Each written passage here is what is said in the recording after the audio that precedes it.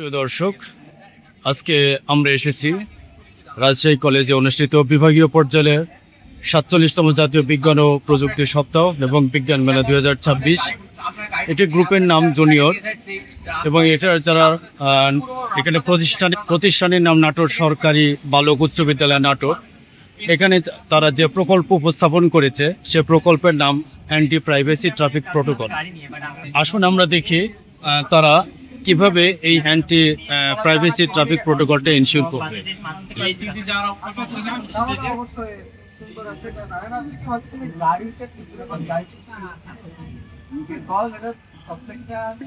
আপনারা দেখছেন একজন দর্শনার্থী তিনি এই অ্যান্টি প্রাইভেসি ট্রাফিক প্রোটোকলটা কিভাবে এনশিওর হবে তা তিনি নিশ্চিত হচ্ছেন। তারা কিভাবে এটা এনশিওর করবে? আমাদের প্রকল্পের নাম কি? আমাদের প্রকল্পটির নাম হচ্ছে অ্যান্টি পাইরেসি ট্রাফিক প্রোটোকল। আচ্ছা, এটা কিভাবে এনশিওর হবে? আমাদের দেশে প্রায় হারিয়ে যাওয়া, চুরি হয়ে যাওয়া কিংবা সন্ত্রাসমূলক বিভিন্ন গাড়ি খোঁজার বিষয়টি দেখা যায়।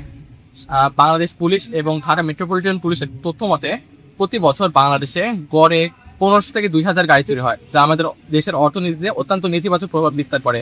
সেক্ষেত্রে একজন ট্রাফিক পুলিশের ক্ষেত্রে পুরো রাস্তা তদারকি করা সম্ভব হয় না। পাশাপাশি পুলিশেরা যখন এই সকল গাড়ি খোঁজার চেষ্টা করেন তখন তা অত্যন্ত সময় সাপেক্ষ হয়ে পড়ে। আমাদের সিস্টেমটি মূলত এই সমস্যার সমাধানে তৈরি করা হয়েছে। পরিষ্কার হচ্ছে কি, একটা সিসিটিভি ক্যামেরা যেগুলো রয়েছে আমাদের মেইন সড়কে যেগুলো রয়েছে, সেই সিসিটিভি ক্যামেরার অত্যাধুনিক কোনো প্রযুক্তি নেই। সাধারণ যে সিসিটিভি ক্যামেরা তার বিভিন্ন স্টপি ব্যবহার হয় এবং সেই ফুটেজটা আমাদের সফটওয়্যার, যার ফলে সফটওয়্যার সেই ফুটেজ থেকে সকল গাড়ির নাম্বার প্লেট, যে নাম্বারটুকু চেঞ্জ করা হয়েছে কিনা, নাম্বার প্লেট আছে কিনা, কোন দুর্ঘটনা প্রভৃতি তথ্য যাচাই করা। পরবর্তীতে আমাদের ডেটাবেস রয়েছে যেখানে সকল গাড়ির নাম্বার, কালার, অন্যান্য সকল বৈশিষ্ট্য সংগ্রহ করা আছে, তার সাথে মিলিয়ে দেখে এবং পরবর্তীতে আমাদের জানিয়ে দেওয়া হয় যে গাড়িটি হারিয়ে গেছে, বর্তমানে কোথায় রয়েছে।